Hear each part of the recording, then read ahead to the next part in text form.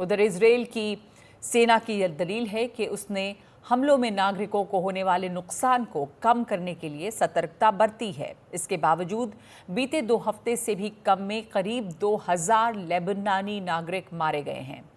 Israel के हमलों में अभी तक सबसे अधिक निशाने पर रहा है दक्षिणी बैरूत का इलाका। इस इलाके में मौजूद हैं हमारे सहयोगी मोहम्मद गजाली।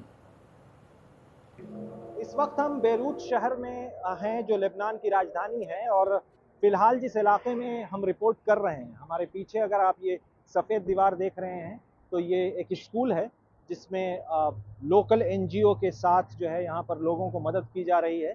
और यहाँ पर समझने की कोशिश की हमने, उन लोगों से बातचीत की, और ये बता रहे हैं कि अलग दक्षिणी बेरूत में सबसे ज़्यादा जो है हमले किए गए हैं। ये वेस्टर्न बेरूत है, पश्चिमी बेरूत है ये। और आपको इलाके से समझाना चाहेंगे कि ये इस सड़क पे हम खड़े हैं। ये जो सड़क आप देख सकते हैं मेरे पीछे, जिधर से गाड़ियां आ रही हैं, ये दक्षिण बेरूत की तरफ जाता है। और इस तरफ जो सड़क जा रही है ये उत्तरी इलाका है बेरूत का। तो दक्षिणी इलाके की तरफ ही ज़्यादा हमले इजराइल की तरफ से किए जा रहे हैं।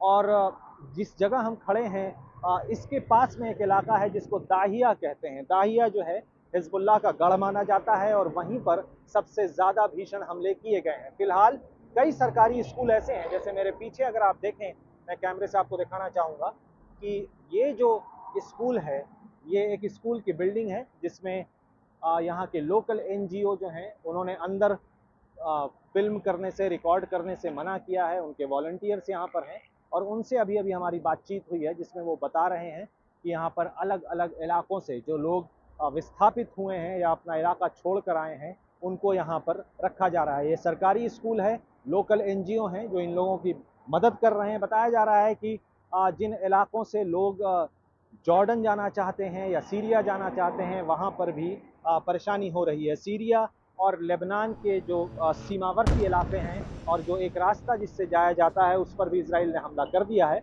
इस वजह से लोगों का लेबनान से विस्थापन भी मुश्किल लग रहा है। हालांकि लेबनान में पहले से, सीरिया में जब सिविल वॉर छिड़ा था 2011 के बाद, और वहाँ पर आईसिस का प्रभाव चरम सीमा पर था, उस वक्त भी लोग सीरिया से लेबनान आ गए थे। और अब जब यहाँ हमला हो चुका है तो वही लोग दोबारा सीरिया जाने की कोशिश कर रहे थे, और इसी बीच इजराइल ने उस इलाके पर हमला कर दिया, सीमावर्ती इलाके पर जो लेबनान से सीरिया की तरफ जाता है।